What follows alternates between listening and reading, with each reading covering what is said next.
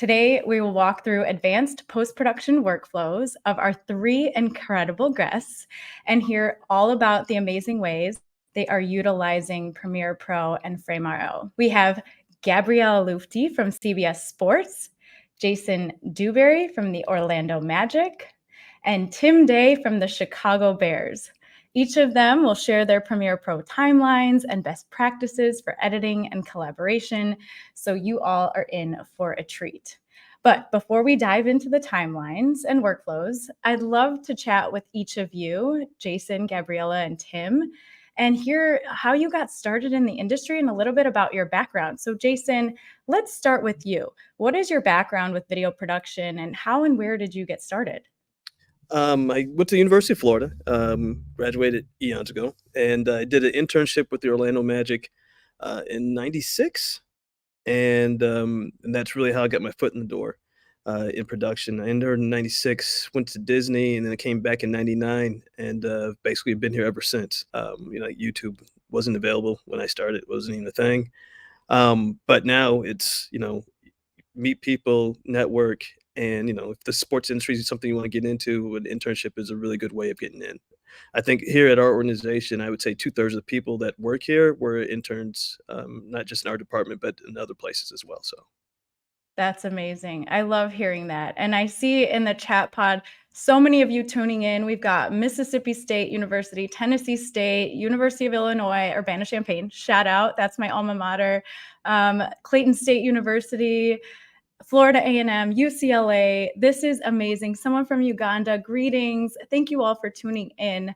And Jason, thank you for answering that. So Gabriella, that with all of these people tuning in from amazing universities, I'm curious, where did you attend college or university? And how do you think that set you up for success now? So I went to Fordham University, and I was studying communications with a concentration in film. And when I graduated, I took a year at the New York Film Academy.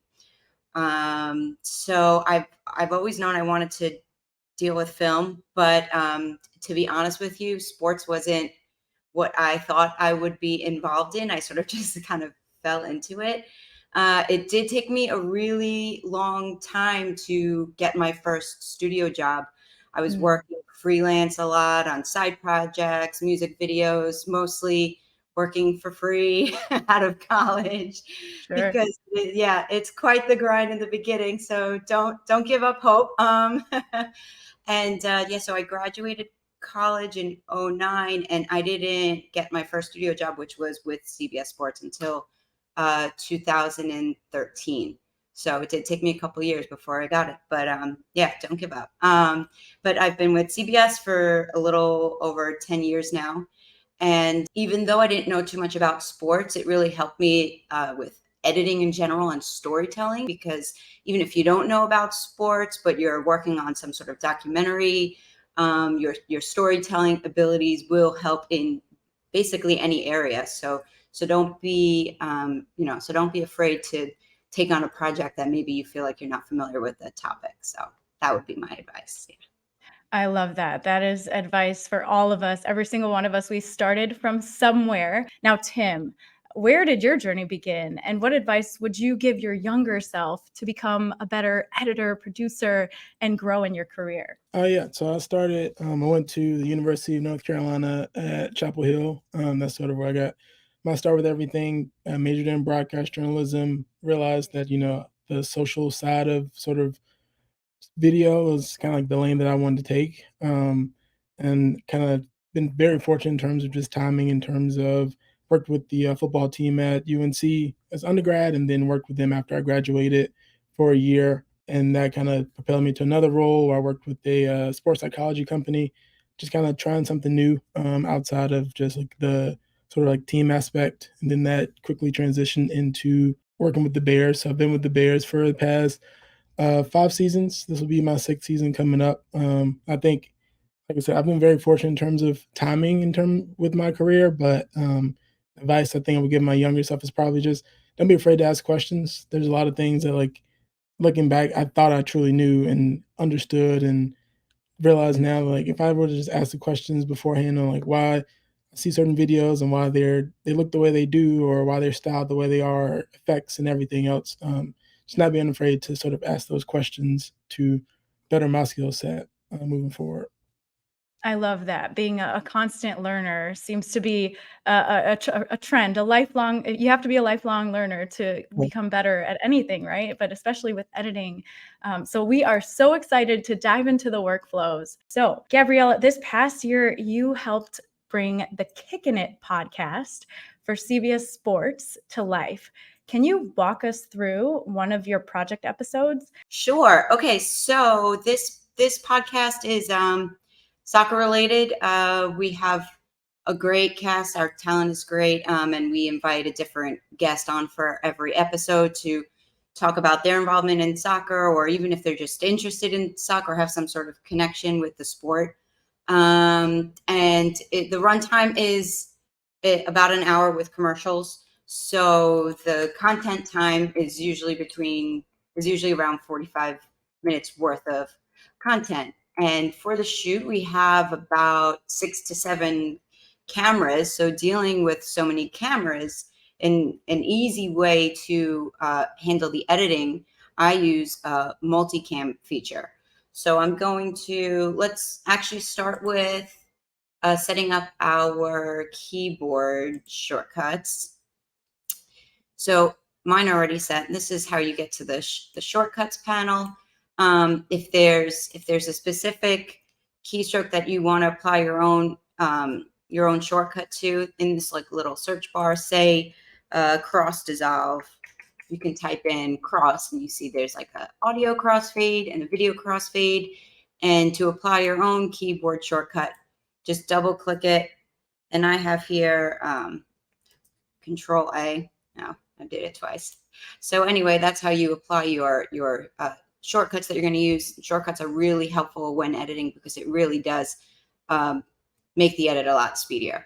I also have up here, which you see on the numbers 1 through 6 I use, select cameras. Now, these are going to be helpful for the multicam. Each number is for each camera, which I'll show you in a minute how we get to that. And I have them numbered 1 through 6 because it's just easier that way for me.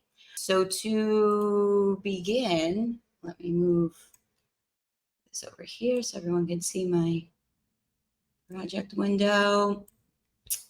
Okay, so we've got our footage and we've got our audio. Now, lucky for me, the crew that I work with, they sync up all of their cameras. So that makes syncing for me a whole lot easier. What we're going to do is basically pull down all of our cameras. That's camera A, and stack them on top of each other. Camera B, that is camera C. And like you said, there's 6, 7 cameras that you're working with. So correct. Gotta stay organized. Gotta stay organized. Actually, most of editing really is organization, which I also need to work on myself. So don't feel bad if your project sometimes looks like a mess. Okay, so these are the 6 cameras that we're working with. And we also had audio being recorded separately on set, which I have here in my audio folder. So I'm also going to bring that. I have in and out points set. Okay, all right. So here's actually a fun trick. If you were dealing with files separately and you made in and out points, and see how I wanted to pull this clip down, and I noticed like, oh wow, this is a lot smaller than the rest of my file there. Oh, it's because I created an in and out point, so it's not giving me the full file. So to do that before you start pulling things in, if you want to be safe, you can right click here and for clear in and out. So now it cleared the in and out points. So now when I bring it in, there's the whole file. Okay, so here are our cameras. Here's the audio. Now here's a very fun and easy trick to synchronize all of them. Make sure you highlight everything together, the video with your audio. Right click. We're going to go to synchronize. And because I know the cameras were time code synced, I can sync it with the time code, which will be much faster. If you didn't do that, it will analyze your audio, which you can click audio here and let them know which audio track you want to analyze. And it will sync up according to the waveforms in the audio. But it's going to analyze the entire clip, which right now it's about an hour. So that takes a lot longer. So if your cameras are time code sync, this is going to be a lot faster. So time code sync, okay. And now it's synced all of the cameras along with our audio. Great. And this pink here, actually, I'm going to get rid of because this was attached to the camera audio, which we don't need. We only want the clean audio. So I'll bring this back up. Okay. It's a huge time saver, especially like you said, having everything shot with time code. Now that makes your job easier as an editor. I love it. Exactly. Because in the past, I mean, which you could see here, our guys still use the clap sync. It's the old school way, right? Like they have the clap sync and the audio will peak, and then you'll see where to match up your audio file with the video. And instead of going frame by frame, you just, with a click of a button, it just syncs the whole thing for you. Okay. And I'm also working with footage that's 4K footage. As you can see, it's like a little tight in the frame because my sequence is set to 1080p. So we're going to highlight all of our footage here, right click and scale to frame size. And now all that 4K footage is conformed to our 1080. Okay. So now that we have everything synced up, we're going to turn this into a multicam sequence. So the first thing we're going to do is highlight all of the video, and the video only, not the audio. Okay. Right click and nest that. And we can call this multicam nest. Okay. So now that it's nested, the nest, if we were to double click the nest, inside the nest, you see that all of the footage is still there, right? But it's sort of just, where are we back? Okay. It puts it into one track for you. Correct. Nice. So, but they're all in there. Okay. So now that it's nested, we have to right click. Now go to multicam. Now we're going to enable the multicam feature here. Click enable. Okay. So now you see the clip turned to, you see MC1. So now we're on camera 1. Now, how do we look at all of the rest of the cameras as we're editing? Okay. So over here in our program monitor, there's a button here called toggle multicam view. Now, if you don't have that button there, you can go to this plus sign and find that multicam button. And once you find it, basically you just drag and drop. And this is how you can customize your little toolbar here. Drag and drop. But mine's there already. Okay, so once you have that there, click on that. It's taking a bit because we're dealing with 4K footage over here. And now you can see all of the cameras. Camera 1, 2, 3, 4, 5, 6. Now remember the keyboard shortcuts that we set up, and we assigned them to the keys, right? 1 through 6.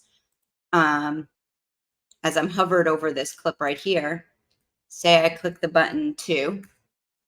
Now we've moved to the second camera, 3, the third camera, 4, 5, 6, and so on.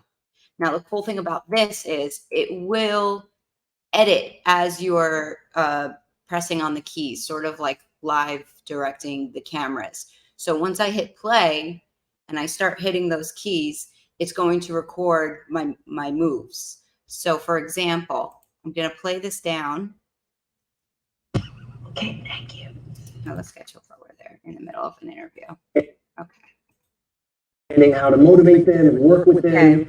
Okay. And I thought, all right, that's a natural then transition into being a coach. Now I'm going to click 4. However, the relationship changes, 2. right? You're not there as a pause. Now, do you see here on my timeline? Actually, yeah, the cuts were applied as you were cutting with your shortcuts, like you're directing almost. Exactly. So all of those cuts were recorded.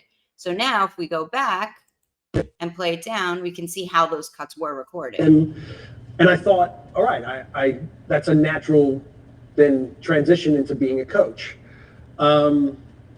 However, the relationship changes, right? You're not there as a teammate. Now, when you're cutting an hour-long show, this makes things a whole lot easier than say if we had them all lined up and you're going in here and you're cutting and you're making space and you're, you know, just making these multiple cuts in all of your cameras here.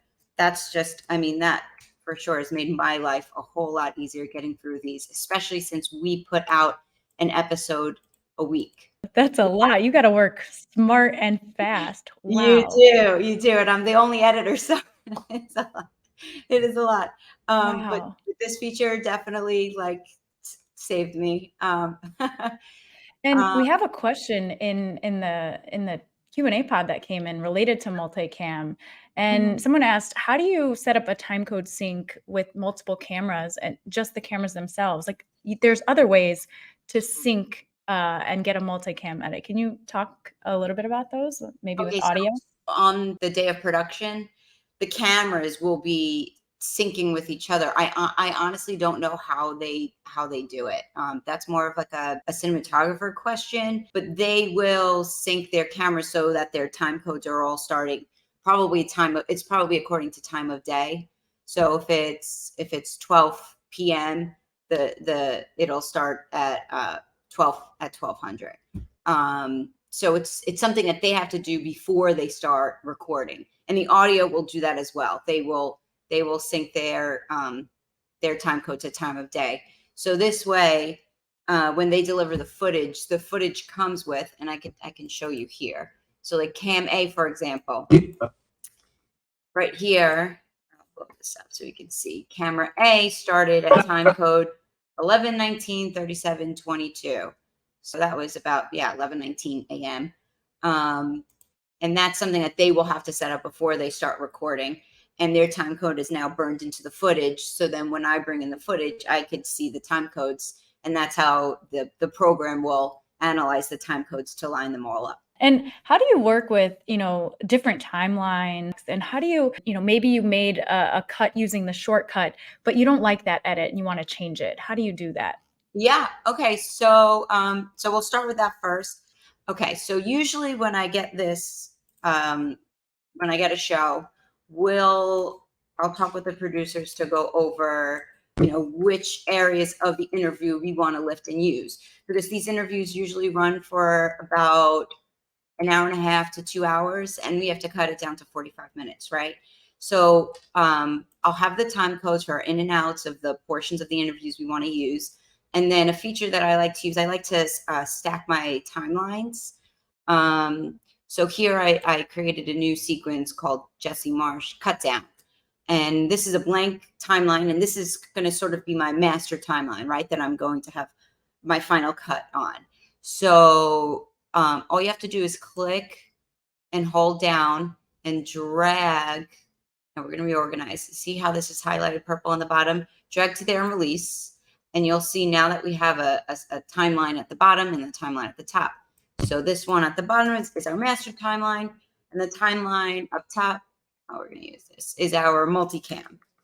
So say we want time code from like 8 minutes to 10 minutes.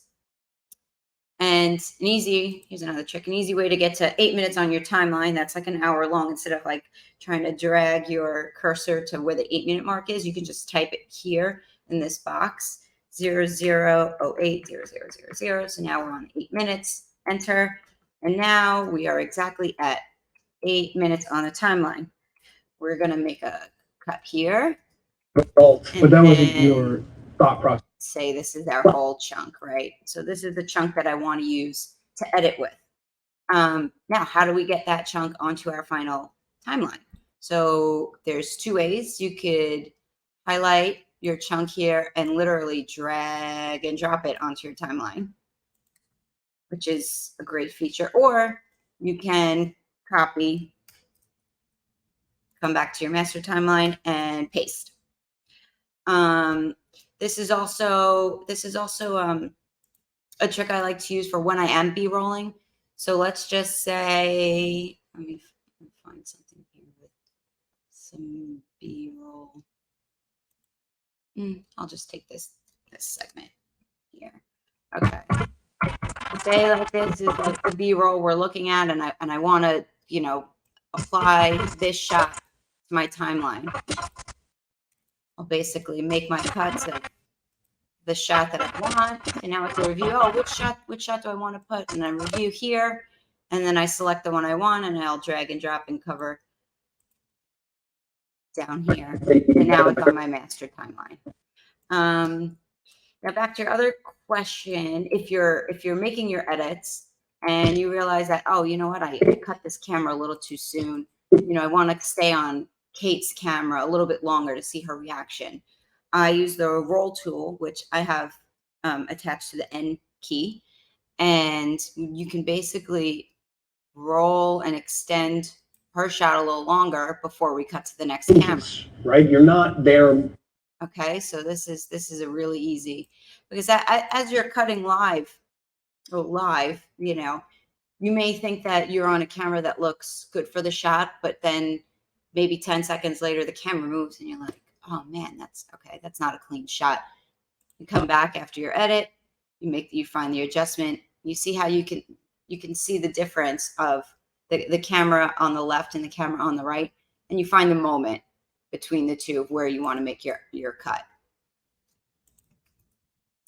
And That's amazing. Yeah. Huge time saver and way to finesse and fine tune your edit as you go. So basically, to kind of recap, you sync all of the audio and the cameras, you enable multicam sequence, and then you start almost like you're a director with your shortcuts that you set up cutting to the cameras. And then you go in and fine tune, right? That's right. Awesome. Yeah. And oftentimes it's once I reach the end of the edit, after I played down and made all my cuts, I'll start from the top again and then just watch it down. And then also, you know, it's also good to keep an eye on the other cameras, because maybe there's another camera that works better. And if you want to change, say, the entire cut, say this camera 3, say if you want to just change this entire cut to something else, click on that cut and just reassign it. So say we want to go to camera 5. So I have this highlighted and I click 5. And now it just changed that entire shot to camera 5. So that's another. That is epic. I am loving this. Multicam is like an underrated feature, especially with all the popularity of, you know, podcasts and multiple camera angles for everything. I love that workflow. I want to pivot us a little bit. And while you shift to the other project that you're going to show, I'll set it up for our guests. But this past year, Gabriella had the opportunity to edit the Super Bowl tease. And I'd love to hear about the workflow that you used, because you were collaborating with some other folks for that Super Bowl tease. So walk us through the workflow and what went into building that.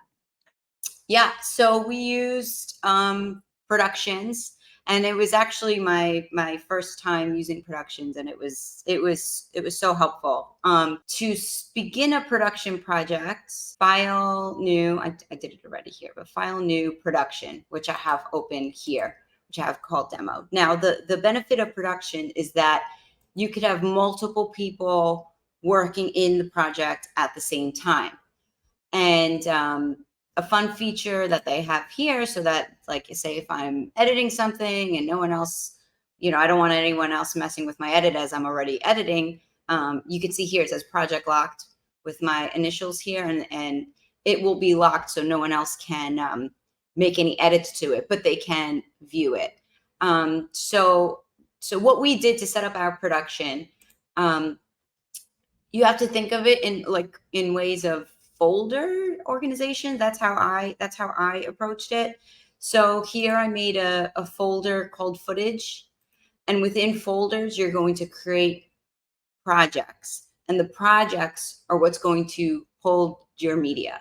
So for example, I have here a footage folder, and in here I made a player interview project, which I'll bring here.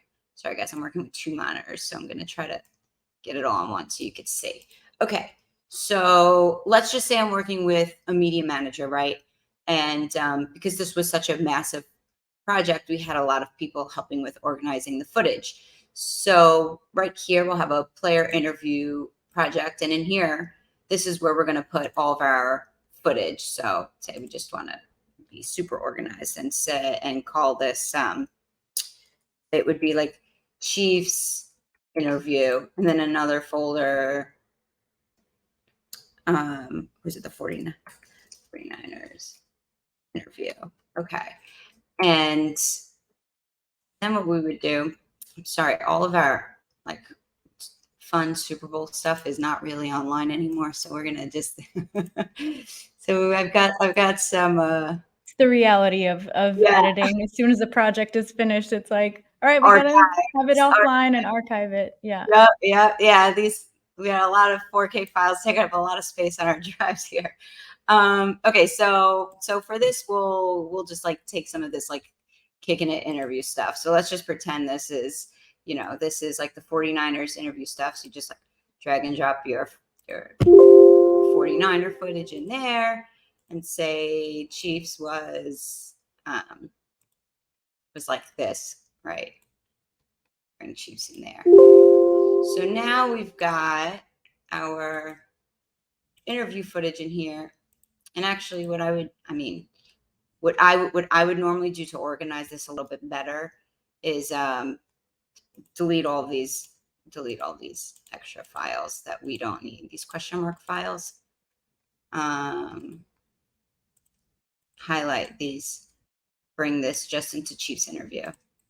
Get rid of all these subfolders. Okay, so we're, we want to deal with as least amount of clicks as possible to get to our footage.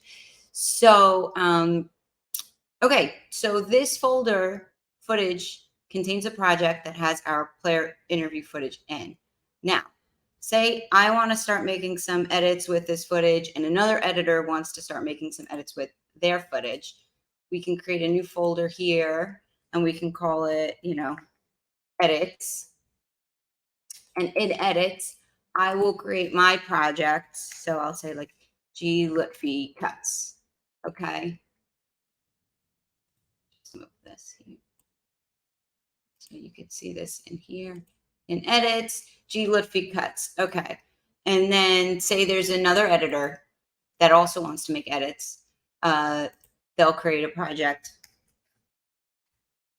for them. Okay. So now we see in here, I've got my project. This would be, their name would probably be under here and it would be locked under their name. So I know that they're working on something and I'm working on something. Now we can be in our projects, right, at the same time while accessing this interview footage. So I could be in here dragging my interview footage into my project as the other editor is also in the same folder dragging the footage to work on his projects. So you're not really locked out from having access to the folder. That's awesome. So the production is like an umbrella, and within a production are different projects that you can be working on collaboratively and seeing, like you said, if somebody's in that, if the project is locked, or you just want to view it. Correct. Awesome. Yeah, and all these folders are helpful for people that you're working with to add more media.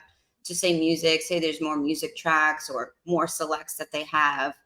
They could be adding stuff while you're working, and you can see as those files are populating from what they're adding, and you can work off of those files in your project. That's amazing. And who were you collaborating with? And did you use any other tools to help with that collaboration process throughout? So I was collaborating with some other editors that were helping putting some select reels together, or just like dropping, new media in here that I needed. As far as other tools, once we finished with our edit, we were using Frame.io for our color. So when I finished editing the tease, we sent it to a colorist, and he would send us a Frame.io link with his draft of the color. And on there, I would make my notes, which I could actually show you guys quickly here.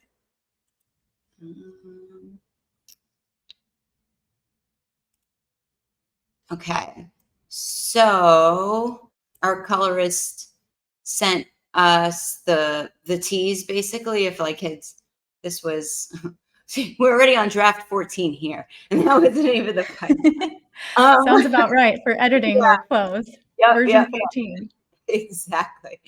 So, so if you see here on the bottom, my initial here, G, these are all the little spots that I made notes of, you know, oh, can you brighten this shot? Can you darken this? Can you add more contrast, or this color looks off? And yeah, so what's really cool out here, and you can see actually all my notes here on the right. So if I click on a note here, it will go to the spot. And Frame accurate to the exact place that you left that comment. Awesome. exactly, exactly. So everything's according to the time code. So say where, maybe I just need to refresh this. I had this window open for a while. Okay. So say this shot, I'll pause it. And if I have a note about this, like, oh, can we add more vignette, or can we block out the seats a little more? Right here on the bottom, leave your comment. I'll write, you know, notes, whatever my note is. Click send. Oh, my email. Our colorist is going to get a note months later after the what? Okay, and as you can see here at time code 143, that's where my note is. And the colorist will see all of, you know, all of the notes that I had left here, and then he'll go into his project and line up the time codes and make the adjustments using these features. So yeah, it's really helpful. And what were some of the things that you left? Like what kinds of comments did you leave for your colorist? Yeah, okay, so here we need lens flares for the interview shots. So these shots were, yeah, so these were filmed. Basically, we're just dealing with like a black background, right? And actually, I wonder if I could pull up the what is this, time code 213? Okay, so I could actually show you guys in real time. 213. You see he added this lens flare here. That's awesome. Yeah, to add a little like dimension, because with the original, you know, it's there's not really much dimension here. It's a plain background. And our colorist, who's very talented, added this nice little lens flare to his shot. Just like the way that he wanted it to be, instead of the way. Yeah, just to add a little dimension. So that was an example. For this McCaffrey shot, too concentrated, saturated, a tad on the green side. Okay, so that I asked him to bring the greens down a little bit on that shot. Yeah, so That's those are amazing. I love that. And do all your projects have a dedicated colorist? I know we've got some comments in the chat saying, I wish I had a dedicated colorist, but sometimes, you know, you might have to do a quick turn. Do you get to work with a colorist for all of your projects, or what does that look like? No, definitely not. This was for the Super Bowl, so we did use a colorist because it was a pretty big project. But a lot of our other projects that are like smaller features, or you know, little sizzle reels or whatever, I'll do the coloring myself using the Lumetri color effect. I'll show you here. Lumetri color. That is amazing. And as Gabriella is pulling that up, you know, we left some resources regarding productions in Premiere Pro in the chat. Definitely click those links. There's several tutorials. And it's worth mentioning that, as Gabriella is showing us, you know, Frame.io is also built into Premiere Pro. And for any of my After Effects gurus in the house, also built in After Effects. But you can also work on the web. There's also a mobile app. But I'll let you wrap up, Gabriella. Finish your thoughts there. Yeah.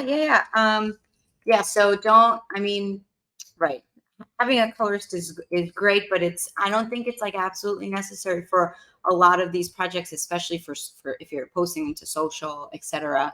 And LUTs are really helpful when coloring. For example, right, we could just color this shot really quickly. You can see it's pretty flat. It was shot in log.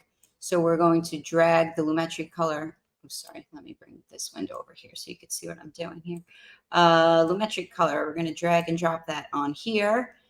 And now in our effects control panel, we can, once you drop down basic correction, you'll see there's a couple of LUTs that already come with the program, or you can download your own LUTs that you want to play around with. But yeah, just select a lot. It already made the picture so much better. And then you can make your own adjustments with the color, temperature, the contrast, saturation. Yeah, the Adobe really gives you a lot of tools to work with on the color side. I mean, there's so many more drop downs here for the curves and color wheels, so you guys can, yeah, you have a lot to play around with. That's amazing. We appreciate, I'm like geeking out. I could sit here with you for at least another couple hours. And I think based on how the chat has responded, the same is true. Thank you so much for walking us through those workflows. If you have questions for Gabriella, definitely put them in the Q&A pod. We're going to answer them towards the end. But Jason, we've heard that the Orlando Magic has recently started using Frame.io. But another part of that, of your workflow with Frame.io, is using camera to cloud. So what is that workflow for those of us who don't know? And how does it help set you up for your editing work? So for us, actually started this journey with camera to cloud actually started when we watched your presentation last summer around the same time. And what we were experiencing prior to that we'd be at a game shooting. And if a big play happened, we would have to run from the mezzanine down to the floor, get the card, run all the way back up, put it in, basically around about taking probably about 10 to 15 minutes just to get one good highlight in. And now with the camera to cloud process, that has probably been taken from 15 minutes to 3 on a bad Wi-Fi network or a hotspot. Wow. So it's really expedited the process as far as socially for like when we do, because we utilize the camera to cloud for probably like 3 main things. One obviously is for social highlights, and that's the process that we'll show you right now. The second is for being able to have these highlights and be able to help us with our all access, just knowing what plays that we have. And third, we use it for post game now to be able to send and be able to post on the website. So what'll happen is we have like our talented videographers will shoot, and usually what'll happen is I'll be getting highlights. So here inside the Adobe Premiere, it's in the panel. So right here, what you'll see on my left, you'll see the GNS Atmos Connect. And we use the Atmos Connect as that's what's connected to the camera over FS6. So from FS6 to the Connect, and then connect to the cloud. And from the cloud, it goes into Frame.io. And from here, let's see, I'll just go back one for you. This is what it looks like. So we've had 97 times that we've utilized it in the cloud devices. We click on it.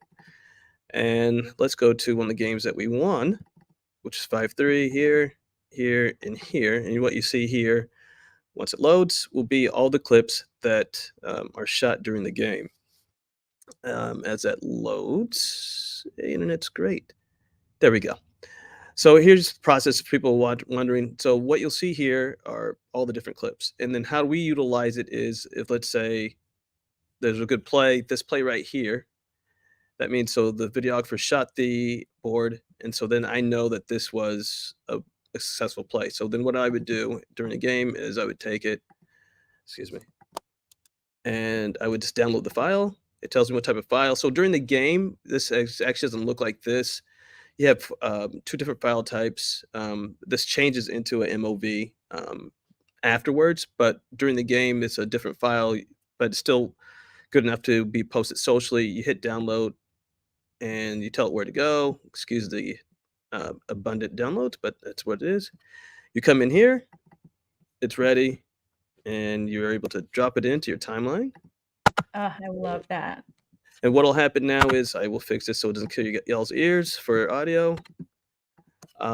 Here we go from here, size it up. And all right, so then we know we're gonna shoot. So there's all the different formats that will happen. So the second part that we do is great. That's in. Everybody's in the shot. We'll drop a LUT on there. The LUT's on. And then, okay, we have branding that we have to have. Well, our talented graphic department was able to make some moguls for us. These are just ready-made graphics for us that we're able to put in, go into Central Graphics. and we're able to choose what we want already. So this timeline is a 4x5 timeline.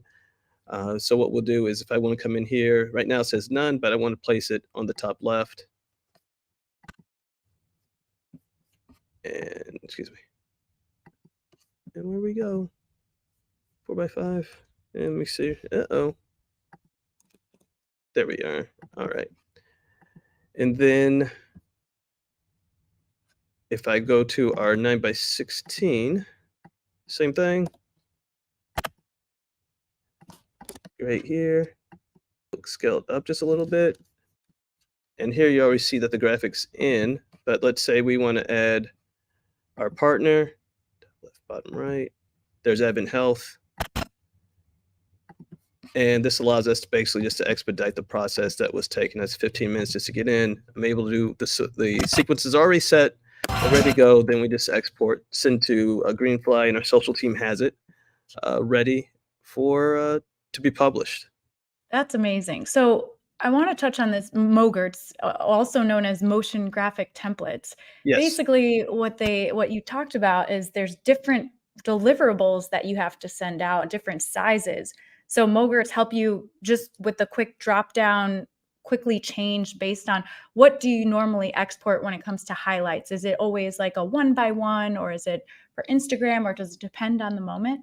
So it depends on what our social team normally will ask for, but usually we'll do 4x5s, 1x1s, and 9x16s. 9x16s for Instagram stories, and I think the other one is for YouTube.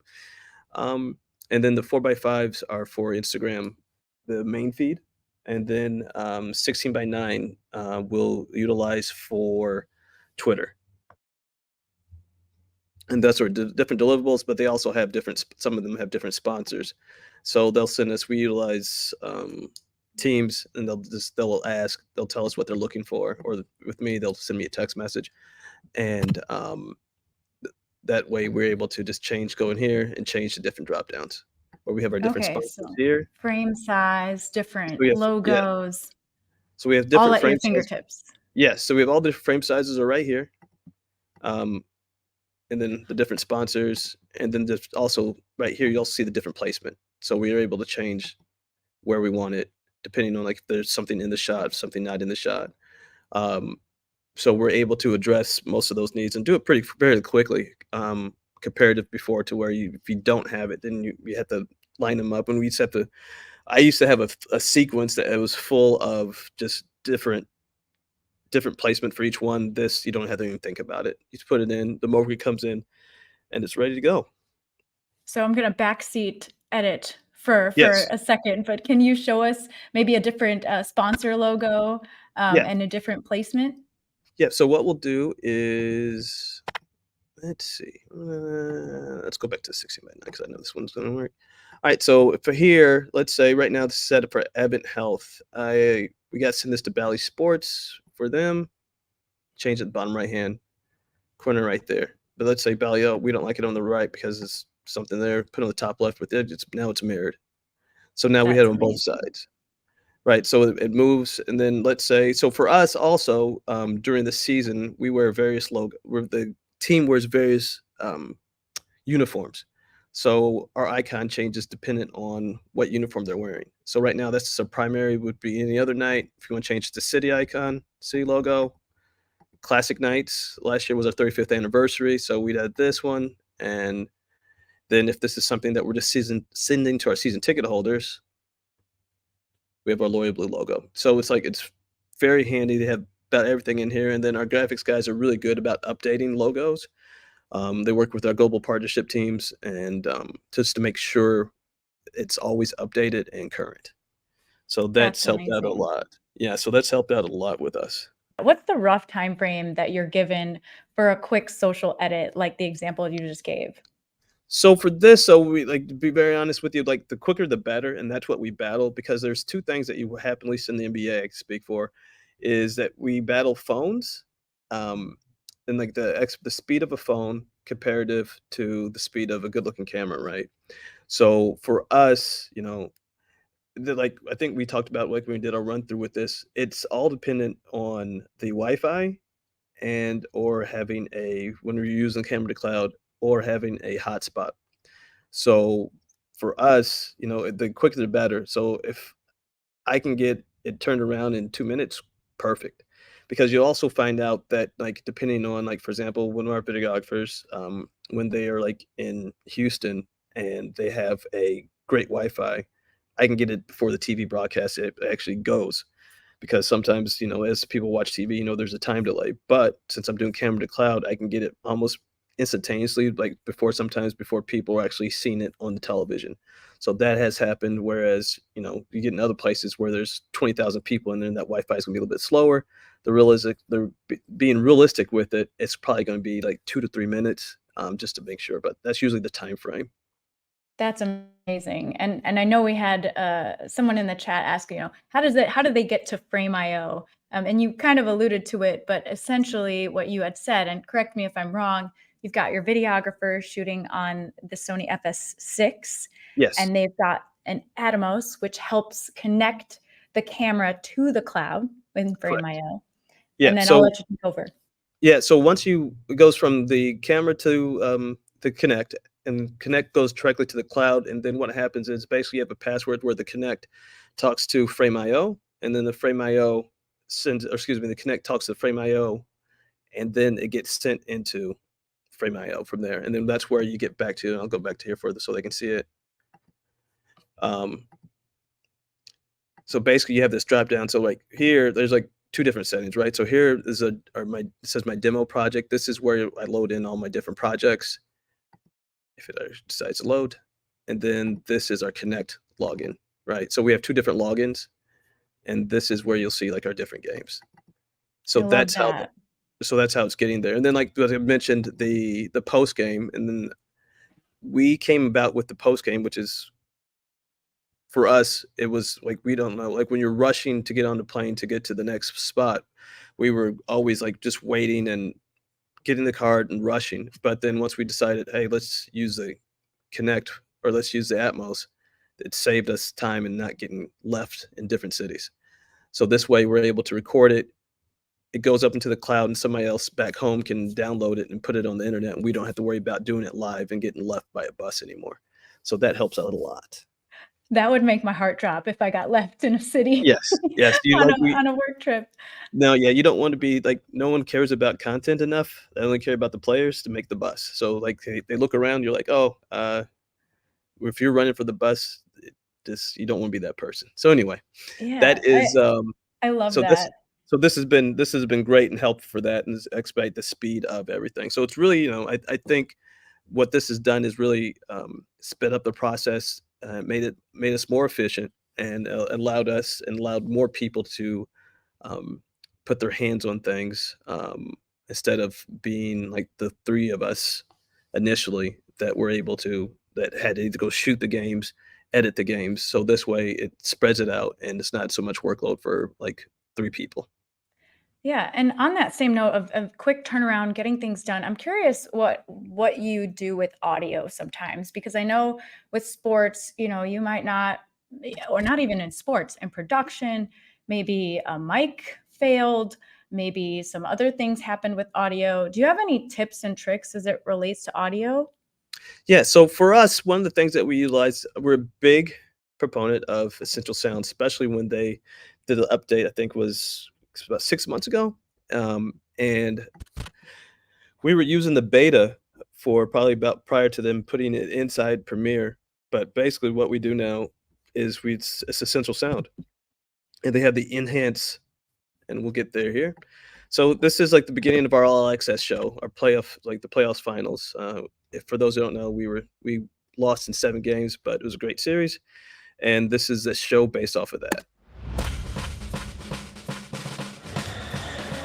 Playoffs is definitely different. It's a lot more preparation, I think, a lot more detail in terms of how you scout your opponent. You know, you're seeing them for 4 to 7 games in a row, so you get to know them really well and know what they do really well. Once he's in this mid-range, you got to make sure you're contesting that shot. Playoffs were way more physical, way slower to game. Every possession, So here, this is coach, and I'm going to clear it.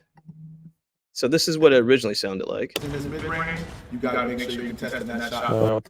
So what you'll find in a lot of these all access shows, you're not allowed to put mics on players and coaches all the time. And so when we're at practice, that's one of those times we're not allowed to do that. So what normally would happen is, you pot it up and you get a lot of noise with it. Well, with the latest feature in Adobe Premiere, what we'll do here, the essential sound graphic. I'll click on dialogue, click on here, and then what I'll do is, if right here underneath dialogue, you'll see enhanced speech. What I'll do now is I'll motor it down just a little bit, and then I will click enhance, and it will do its thing. And so he should go from sounding like he was in a tunnel to sound like he has a mic on. In the right world. Range, you got to make sure you're contesting that shot. So there's a big difference in that, right? So basically what it does is it sounds like he has a microphone on now. And that has been a lifesaver for us, because up until that time, a lot of the sound that we did like that always had to put subtitles on. But now, In this mid-range, you got to make sure you're contesting that shot.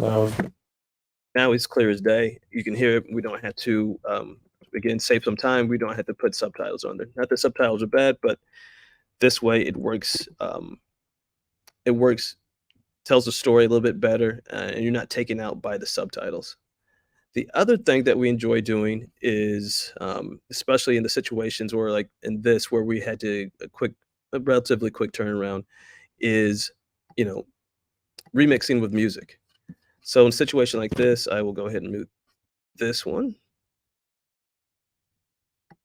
Let me see here. We'll mute this.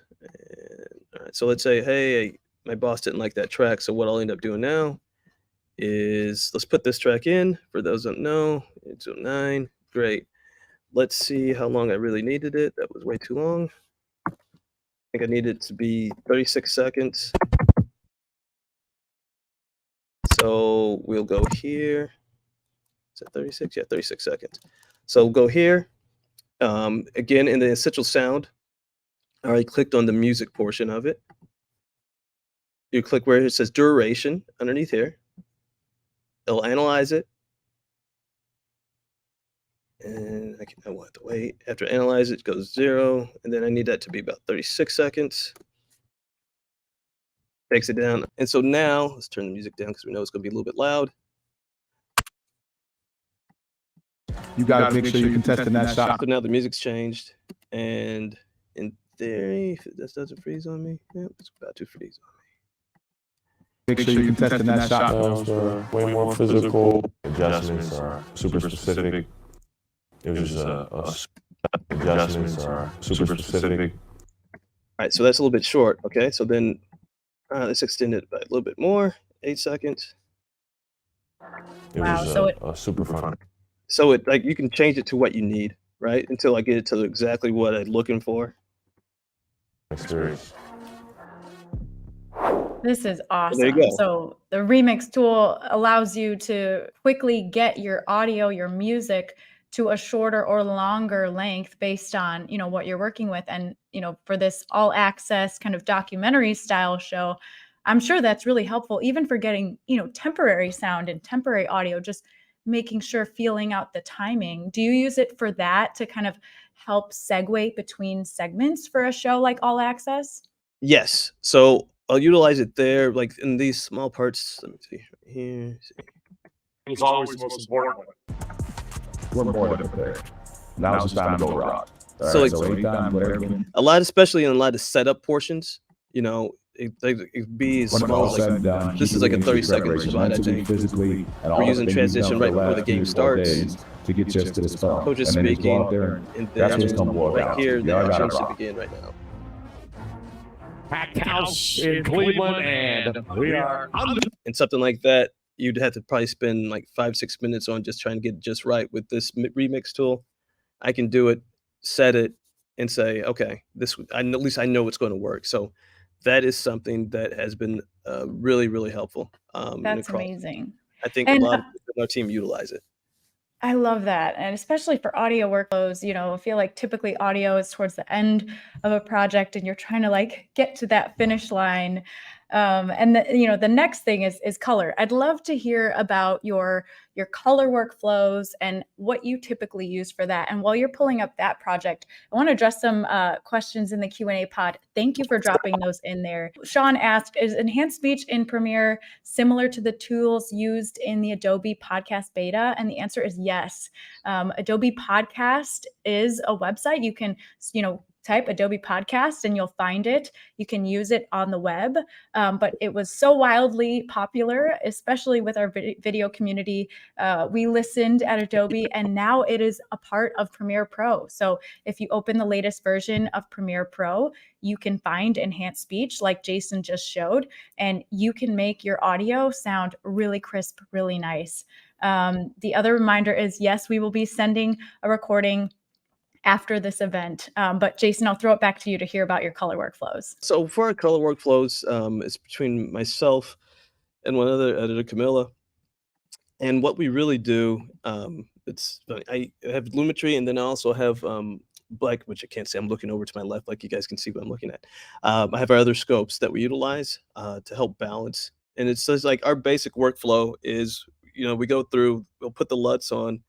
I generally, before I put LUTs on, I will go ahead and I will bounce prior.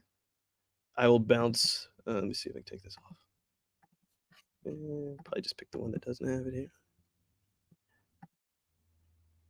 Go here. And this is all from my camera that we did not have the LUTs on. We will go here. Here we go. Easy enough. All right. So here, I will take it off. Clear. All right. So we shoot flat. Same thing. Come in here.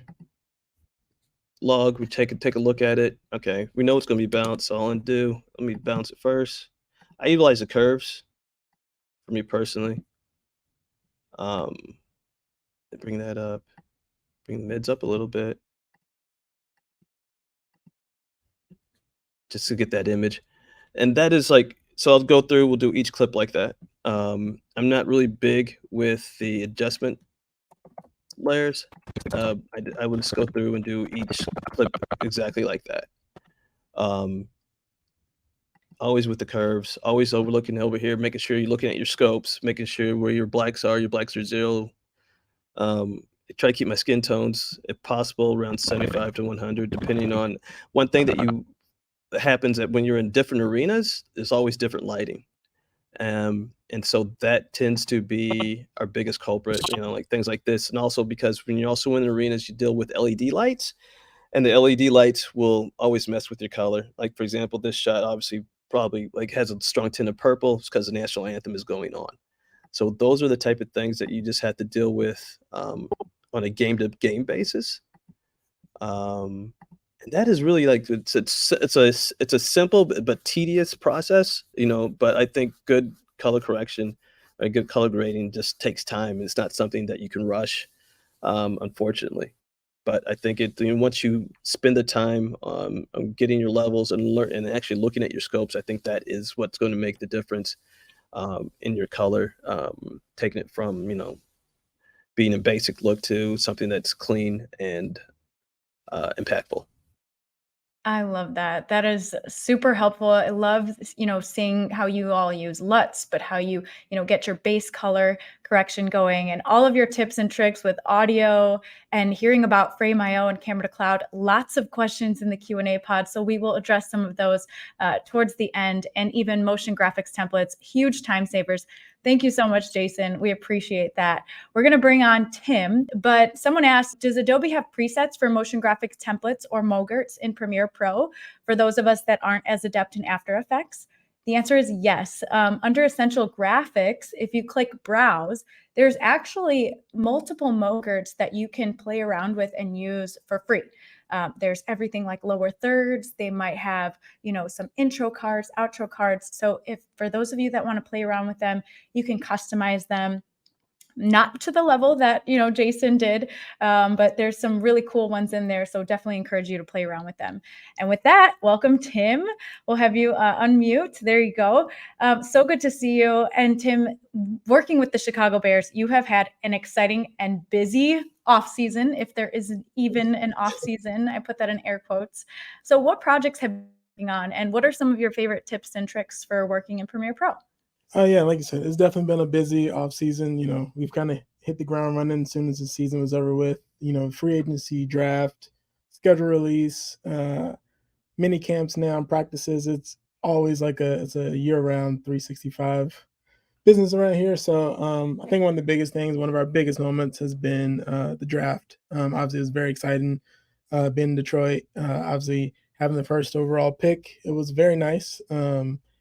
That came with a lot of content and kind of knowing, where we were in terms of who we were drafting gave us a little bit of time to sort of work ahead. So obviously, like the first sort of project is we knew Caleb Williams was probably our number one pick. So working on content ahead. But to get started with sort of like how we do our projects, we have a sort of social template that we set up. So basically if you go to new project templates, we have one that we kind of took from the social media template project and made it our own. So we added our own caption styles, the right fonts that we use, certain little elements in terms of, our bear head logo and everything. So just walking through sort of like the Caleb example, here we have kind of like all of our folders that we have in each sort of project template. So we have audio folder, caption styles folder, footage folder, and then sequences. So sequences we have broken down into a few different sizes. So for example, I have the 4x5 that sort of came in like the usual social media template that you can basically take whatever content from, for doing the square version, take that version, copy and paste it to our 4x5 and make adjustments if need be. We also have a Reels template, which is super helpful for us because a lot of our content is vertical. And we also have our built-in sort of captions. So given sort of the safe spaces for a lot of our content when it's vertical, and we have the same thing for TikTok where it's have the same safe spaces, little spots for the different logos, like our logos, which we would put sort of like our bear head or if it's a sponsor, or have it in that little spot. So we kind of base everything around the templates just to make things a little bit easier for our workflow, make sure things aren't getting cut off when we're changing from, one side to another. So that's kind of like our breakdown with the sequences. Then you kind of go into like my arrangement for folders. I have like audio folder that includes whether it's music, sound effects, overlays, which I'll include any overlay I possibly use just to keep it all organized. I'll put it all in the same folder. Footage, we'll break it down for this case, if it's highlights that we get that we have to license, we'll have a folder for that. Footage that was sent to us, we'll have a folder for that. And then ancillary, which is for us is a lot of like the non-football activity, sort of, moments in the locker room, pre-play, walking out of the tunnel, any of that content. So we'll break it down, that footage, just to keep it all organized. So with project templates, you have everything organized as soon as you open the project. You can kind of just select your template. And like you mentioned, you have everything ready to go. That's amazing. What was your process like before? Were you, making a folder every single time? What did that look like? Right. So beforehand, obviously you start with, it's like a clean slate. So you're adding in each folder, trying to decide basically between which sequences are you going to use and if it makes sense. So for us beforehand, we'll do like a wide sequence, and then you're adding another one, you're doing a square sequence, and then doing a 4x5. So definitely helps with the organization of it. And then that way you can kind of like copy and paste, and you can take out what you don't need for that project. So if there's a project that is only square, then you can just use just the square one. You can remove everything else, but at least you have everything laid out that you might need. So, and you're reusing these project templates like for multiple things, not just one, correct? Correct. So yeah, every time you do a new project, once you put in the name of the project, you just go to, like I said, go to the project template window over here, and then there's a drop down. There's different options, but for us, we have our own so like baked in, and you can easily add the template with Love a that. Premiere project. And build your own and, as you go, maybe you wanna create a different one. That's so cool. Right. I Right. love that. So let's dive into the timeline. I'm super Yeah. excited just based on what's there on the sequence. Right. So obviously it's a lot for us. Our goal is for a lot of our social content, we're aiming for under a minute. So it's a lot that you're trying to cram into content that might be under a minute, especially when it's, high video content. You want people to be excited. Our usual process is you want people to be engaged that first sort of 3 to 5 seconds. Obviously with Caleb Williams, a little bit different because there's always that excitement with him and sort of everything that comes along with him. But for us, all of our videos, whether it's like hype content, we're trying to grab the attention and walk through and grab the attention that first sort of 3 to 5 seconds. So that I'll play sort of like the first little bit of this.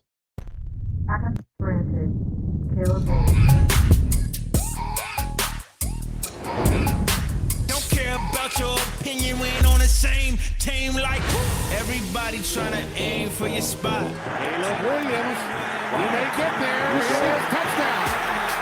No, ain't expired with no day or date. Think that they can take my place, I hit them like okay.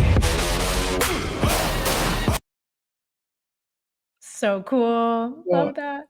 Just walking through some things that have been helpful for us when we're doing these videos is, we edit primarily in Premiere, but there are elements that, it's much easier to use in After Effects as opposed to in Premiere Project. So one of the coolest things that we use a lot is, for example, in this instance, if we're dropping down, want to add a bit more motion blur and use a few of the like effects in After Effects, you can easily go, and if you have this footage sort of laid out already, go right click on all of it and you can replace it with the After Effects composition. And that way you can adjust those little pieces of it to be in After Effects and have all the elements, and you can render it out pretty easily on that same timeline in Premiere. And that way you don't have to try to edit the full video in After Effects when there's only little bits and pieces that you might need in After Effects instead of doing it in Premiere Pro. That's awesome. And in this case, it looks like you used dynamic link to, Right. add that motion blur. There's some of those letters dropping in. That's really cool. And the benefit is if you need to make a change in After Effects, because Right. it's dynamic linked, it'll update in your Premiere Pro timeline. That is amazing. I love that. And it looks like, did you use dynamic link in just a few spots in this particular video? Right, so there's a few spots. So it'll be like this part, for instance, and then we had a photo collage snippet where we used same thing with After Effects, where we had the sort of like template laid out there, and then you can bring it over and drop it into Premiere. So same thing. And the nice part of it is it's the same After Effects file. So if you have there's two different sequences, which you'll see down here, we have a few different sort of linked elements. So you can easily go in, update those one or two pieces in After Effects, but it's still in that same sort of project. So in terms of like organization, which is very helpful, it's all in the same thing, and you can just go through and update each little piece. I love that. And I'm looking on your timeline, making an assumption here, so correct me if I'm wrong. It looks like there's a lot of sound effects on your timeline, maybe, tracks A2, A3. Right. What's your sound design process? And when the parts you played for us, I heard some like whooshes. And what's your typical process when it comes to sound design for a piece like this? So for us, like, we keep in mind sort of that we're going to use the sound effects from the beginning, but that's kind of like the last step for me usually, is because I want to lay out all the footage that I might need and then go in, and if there's little pieces that are lacking from the footage standpoint or the music standpoint, what can I include from a sound effect standpoint, or what do I want to emphasize in that footage? So a lot of things we pull from, like you said, sort of like the whoosh. Don't care. So we'll add that. There's numerous websites you can get. We use Envato, Tropic Color, Blind Dusk. There's plenty of websites. We also use Universal as our music library, so they have a few sort of sound effects in there that we use also. So that's like super helpful for us to like add that at the end. And like I said, it's just more so like what spots we want to create the emphasis in, what spots is it okay where we just want to let the music ride, or we have, example for this is if the music is playing and you hear like the lyrics and everything, let that live on its own versus needing the sound effect for every little piece of it. So find that sort of like nice balance between the two is really helpful for us. It's such an important part of the editing workflow is sound, right? A lot of us, we focus on the visuals, but with that, I would love to hear more about. We talked earlier, and your team uses auto reframe Yes. and the essential sound panel in a different way than Jason does. So I'd love to hear a little bit more about that. So for us, like I said, we definitely use auto reframe. It saves us a lot of time, especially when there's moments of we're using we're taking a wide video. We want to crop it for social, and a lot of primarily our uses are square for Twitter, Facebook, and vertical for Instagram, Facebook Reels, and TikTok. So for us, we use auto reframe sequence when it comes to things that are may not be as much motion as like a hype video, but something that has different elements. We want to include all the players in it and include that content. So for us, we'll take this wide video and basically kind of walk them through the auto reframe. If you have a wide video, you want to say you want to crop it square, you'll take that, go to sequences, auto reframe sequence. You can change the name of it to what you want, and it'll create a separate folder in your project file. If you want to change it to square and motion tracking, the beauty of motion tracking is that it's sort of Adobe's way of finding the subject that's important or what they think is important. So if there's somebody moving or whatever, you'll see in the video it kind of tracking with that person moving. So you go through that process, click create, and then you'll get a sequence that's basically cut square. So if you see this, for instance, it's gonna be really nice to have some sentimental value. So obviously we have the player right here. That's our sort of focal point, and Adobe has the same thought. So you'll see the different focuses on the jacket plus people who are talking, but it'll adjust. It's gonna be really nice to have some sentimental value. So yeah, so that's the beauty of auto reframe. So that way it's all the same sequence. All it is you're just updating sort of if it's taking a wide to square to vertical, and it's all sort of like a 1, 2, 3-step process. That's amazing. And then, but if let's just say auto reframe, like you said, maybe it focuses too much on the jacket. Are you able to adjust and make any, edits? What does that process look like? So the process for us is you can go to effect controls and you have the auto reframe. If you want to analyze, you can analyze it. There's also sometimes if there isn't as much motion or you don't want it to, someone that's walking and is taking too much, is moving too much, you can adjust sort of like the slower motion, and it'll go through and adjust so that it's not focusing on trying to bounce between different people. It'll be a bit slower motion.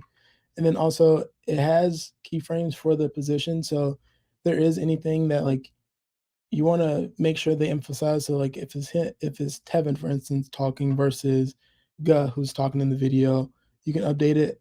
If you need to, you can overwrite the path and you can adjust keyframe by keyframe. And then also you can adjust sort of the scale and if you need to, but a lot of times for us, we keep it all in the same, it's all pretty similar and it's pretty spot on when we do use it. So it's not too much like tinkering. Yeah, and I love that you pulled up the keyframes there because it shows you what Premiere Pro did. It set all those keyframes for you just by using auto reframe sequence. That is amazing. And it's also cool. So like if you don't want it to bounce around but so much, if you need to go in, you can remove a few of the keyframes so it stays pretty stationary in the video. And we've got a question in the chat. What are your general tips for sound design for somebody who might not have as much experience? General tip is probably just whatever emotion you're trying to invoke. So for us, if it's a big tackle or something, you want sort of a sound that's like an impact or a boom, or if it's something that's someone's moving fast and you want to have that feeling of like it's the motion's going fast, a whoosh or swoosh or however you want to call it, different sort of elements. And there's plenty of sound packs that we use. So if there are, football pieces that is, like I said, it's a big tackle, we have those sort of sound elements where we have old sort of tackles included or different crowd noises. So it's trying to invoke that emotion and having, like I said, having that balance between the two. So it's not too overdone where you can't get the feel of the music or someone talking or anything, but also you want to have that feeling and bring that sort of like emotion out of each clip. So just kind of like playing around of what kind of like sounds right and making sure you balance. It's not being too harsh on the ear, and it can dissolve it out if you need to, or if you need to lower it. So it's having that mix between like the audio, the music, and the sound effects. That's great advice there, especially I love, playing around. I think that's the beauty Yeah. of editing. You get to, test it and, throw it on the timeline, see if it works. What are some other ways that you're using the Essential Sound panel in Premiere? There are times that, we'll have content that we're doing, but it's very quick. If, for instance, in this video, it was for our players are getting fitted for a gala. So, they're taking their hood off or trying on different clothes. So we can't necessarily put on a mic pack. And also if we're, making a heads up that, this player is available right now and we only have a couple minutes. So we don't have time to set up a mic pack on him and work through that. So for us, kind of similar to Jason, the Essential Sounds tool is very helpful for us where we're enhancing the speech. So similar to Jason, if you go through and this is what it sort of sounds like originally with Kyler here. I love dressing. I love fashion and stuff like that. So just to get cleaned up and look good and present yourself in a certain manner is one of my favorite things to do, honestly. So So then this is that's the version with the enhance. So say if we uncheck enhance, it'll sound like this. I love dressing. I love fashion and stuff like that. So just to get cleaned up and look good and present yourself in a certain manner is one of my favorite things There to I do, hear honestly. like the echo. It sounds a Right. little tinny. The first version sounded like he had a mic Yeah, on. exactly. And That's it's so nice. And the awesome. easy part with Essential Sounds is if you need to balance it out. So sometimes if we have our issue with certain players have a very southern draw and they might not be able to pick up sort of like the words or something like that, you can adjust it so it's a better balance between being completely sounding like a mic versus having some of that natural audio in it so that it does have a balance of what they're saying and it's not just sort of clearly like it's cutting out like just the natural tone of how they sound. Yeah, that's such a amazing, and I love that you both use it for different reasons, right? Like in your case, you were like, we didn't have time. You had this only tight window, no time to Yeah, mic up, and it makes it sound like he had a microphone on. That's yeah. amazing. In the football scene, there's a lot of like mic'd up Mhm. features that they do where you might actually mic up a player and have them during the game or in a certain moment. Does your team do a lot of that content? And what are some of the features that are helpful for you when you're working Mhm. on those projects? Oh yeah, we definitely do it. We mic up a player every week, sometimes more than one. But we do it where they send out a full reel. So like I said, for YouTube, they might prefer a longer version where it's 7, 8, 9, 10 minutes at times. But for us, what we need is sort of like a minute. So we're trying to cut it down from say that 10-minute mark to a minute. So for us, one of the biggest things that we use is this reel, for instance, we trim down to about 3 minutes, but we want to get it down to 10. One of the biggest things that helps for us is we do scene edit detection.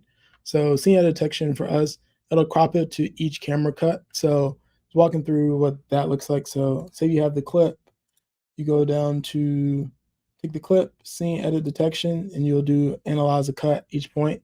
You go to analyze, it'll analyze sort of like the video and understand where each clip is. So basically what that ends up looking like is you'll see a cut mark. And so for us, if we're trying to trim down, we're trying to take what we think is useful for us versus not useful for us. You can go use your up and down arrow keys to play out. So if you want to listen to one little Mm. piece, Hey, yep, hey, you don't need that little piece, but you want the next piece, for instance, lead him, big dog. Do your thing, yes, sir. then you can keep that clip. And for us, how I usually mark it is if I want that clip, I'll either move it up, or if I don't want a clip, I'll click simply just go in and delete. And it's so helpful for us that it trims out that process of having to cut each little piece down, but by hand or doing like the razor tool or anything, you already have that cut. So if you need a little moment and you want the first little piece, you can adjust that instead of trying to go through the full video, find that little spot, but you already have everything cut out for you. That's amazing. I'm looking at all the cuts and thinking about the time it would have taken to do Right. all of that manually, and no thank you. So scene edit detection to the rescue. That's Yeah. amazing. On that same note, working with audio, do you use captions? What is your team's kind of perspective on utilizing captions? Because I know it's huge in the social media space. What's your typical workflow look like there? We're super heavy when it comes to captions. I would say content where someone is speaking, we're probably about 85 to 90% of the content that we, post will have captions on it. So for us, that sort of process, just using this sort of Tremaine mic'd up example. So for us, there's a couple different options to add the captions. And like I said, for us, we have it built in for like our vertical specifically. We can do it, but there's two options. So for us, we can do either the create a caption from the transcript, which will basically they auto transcribe. So if you go in for most content, if you upload a video, Premiere automatically transcribes it. So for instance, you go through, you can transcribe it, it'll pull out the entire clip and do that. From here, if you want to do just captions, which I use primarily because captions kind of already placed at each little mark. So if I want to go in and edit each line, you can easily go through and do that. So similar, you go to the caption preferences. I'll leave it all pretty normal, and I won't change until sort of like at the end. So you can go in, transcribe. It'll take a few seconds for it to read like the full file. So then once it goes through and reads it, it'll have the sort of caption sequence up here at the top where you can go in and edit in the text. So once that'll take, like I said, it'll take a few seconds. It'll pop up in the captions once it's done transcribing.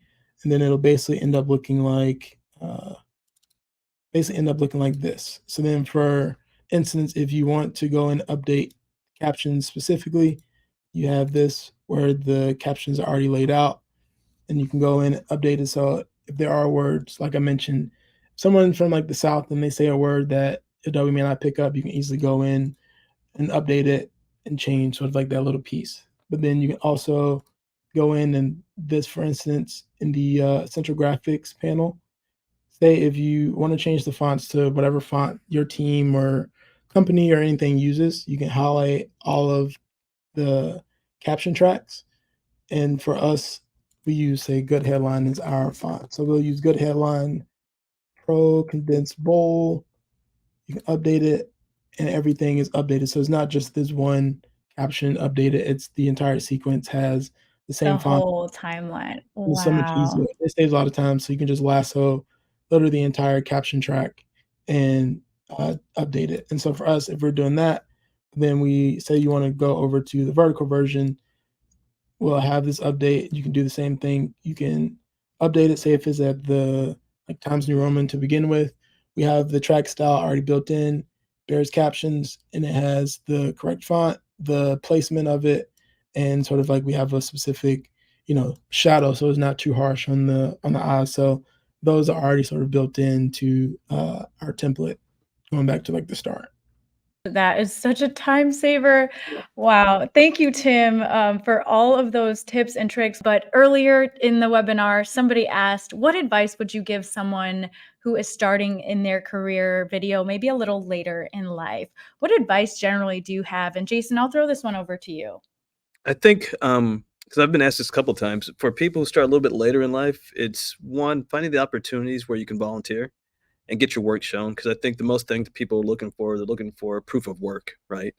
I don't think it matters when you start your career. It's just like it's what you've done now. I've been doing this 20 years, and no one cares what I did 10 years ago. It's what my reel looks like now and what I'm working on now, and showing that I can actually do work. So if it's working in sports, if it's going to local high schools or doing AAU tournaments or shooting 7-on-7 football tournaments, anything you can do to build up your demo reel to show that you can do some work, I think it'd be my biggest advice. That's awesome. Gabriella, do you have any thoughts there? Any advice? Yeah, I mean, I was seeing some people saying, oh, I didn't go to school for like filmmaking, like how do I get into it? Honestly, something about Premiere as a program itself, I probably shouldn't be saying this, but when I was first hired at CBS, they asked me if I knew how to use Premiere, and I said yes, and I didn't. I was working off of Final Cut Pro. Actually, that's what I learned in college. And but you know, I said yes anyway, and then I downloaded the program, and then I taught myself how to use it. It is extremely user friendly, and I mean, especially now.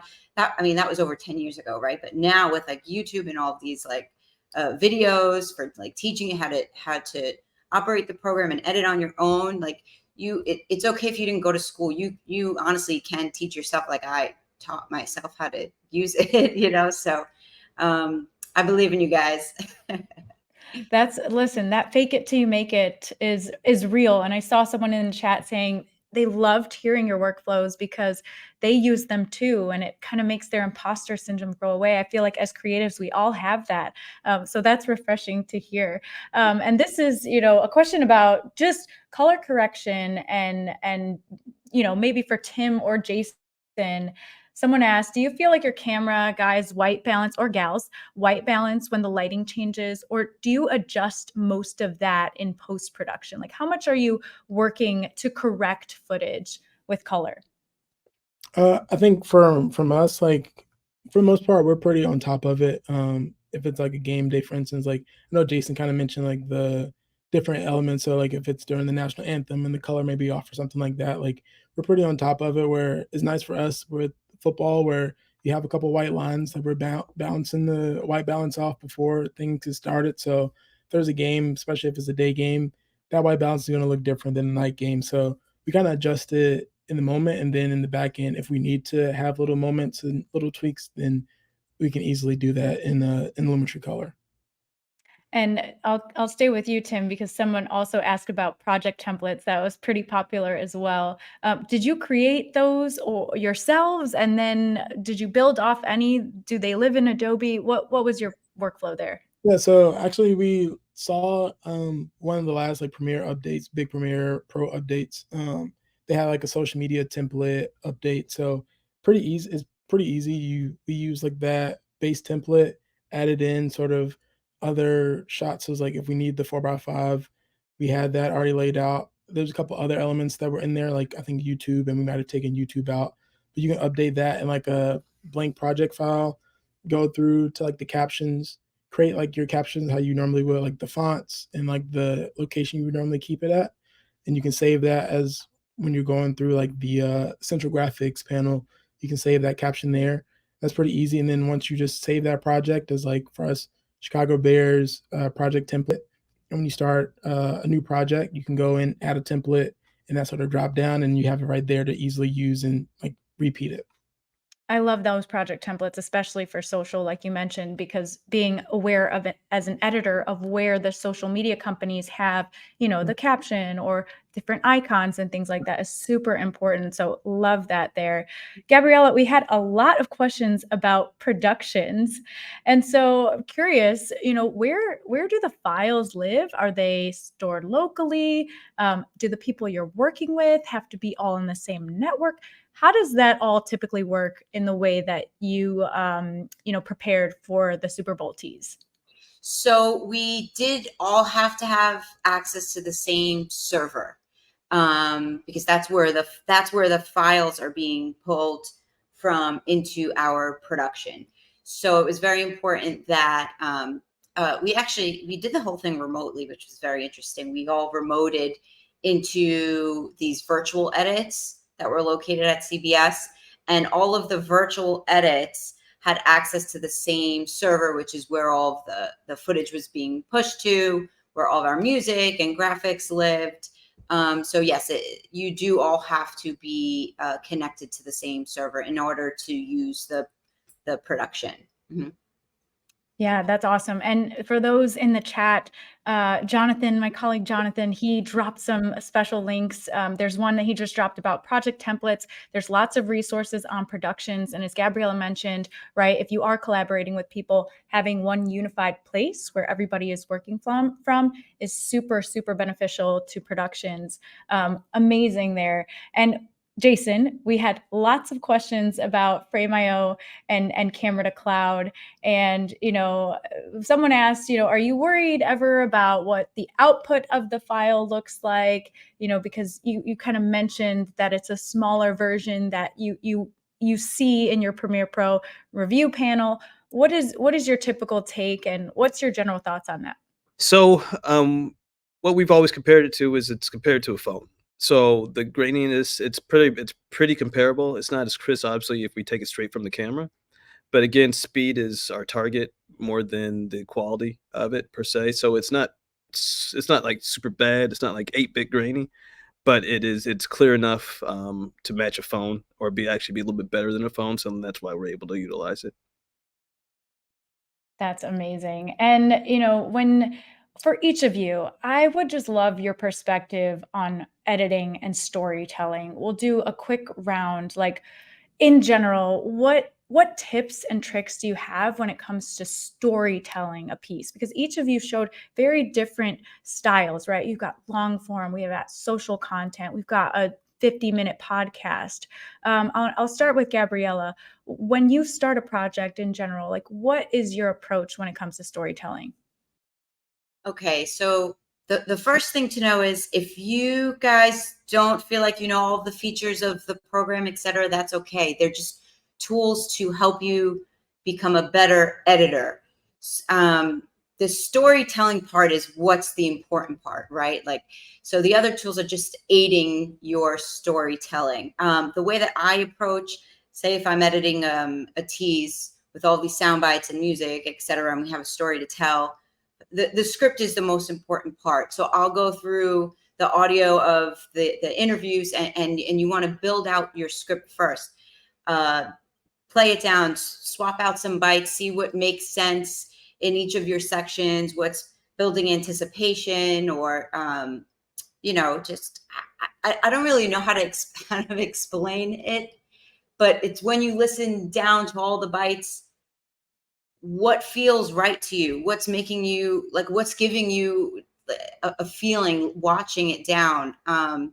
Everything else will come into play after that, right? So then I will add in my music, and the music will aid in certain moments in the story that if you want, something to be exciting, you might pick a track that's a little more phonetic, or if you want to pull a little more emotion, if you're getting into the parents talking about their sons, you'll have a bit of a point of the music that slows down a little bit, or even where the music will drop out and let the bite live on its own. So it really will sit with the audience. And then once you have your audio built, meaning the sound bites and the music, then you start playing with your B-roll, right? And the B-roll, whether you want it to cut with the music, or which shots are you showing that has to do with what the interviewee is talking about, So again, all the features of the program are there to help you become a better editor, but the important part is, it's like, what are you, as a creator, like what are you trying to put together? Try to like envision it in your head first, before you start cutting it together. I don't know if that's helpful, but that's how I approach it. No, that makes sense. And Alex in the chat said it's hard to explain how to edit, but you did it so beautifully. And I know I said I would ask all three of you that question, but we got several more in the Q&A pod, and want to be cognizant of time.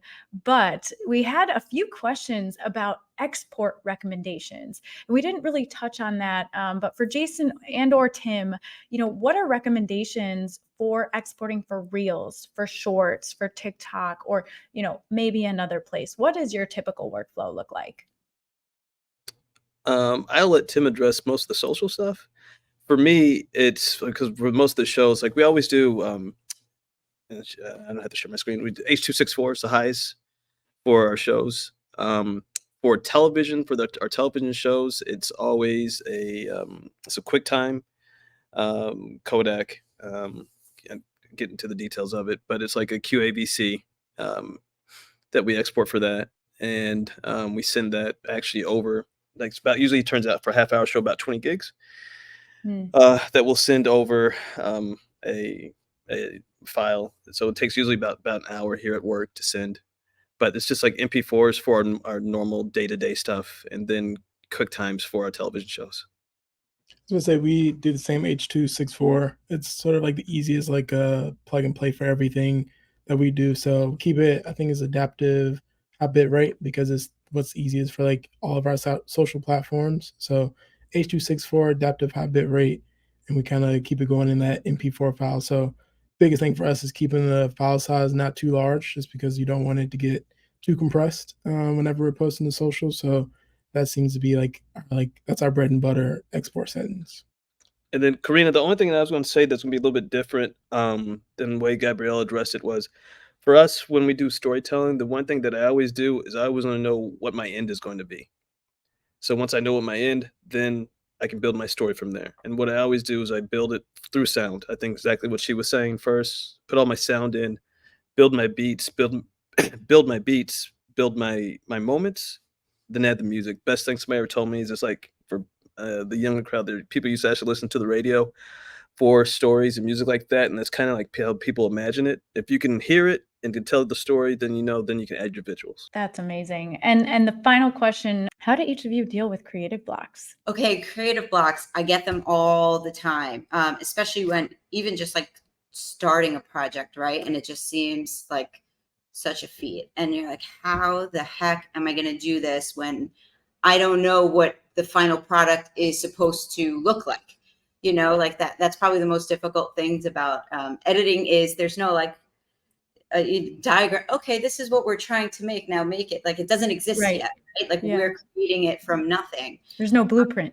Right. There's no blueprint, right? Other than a script, of course, and you can talk about visuals, but honestly, what I do is I just start playing around with my media.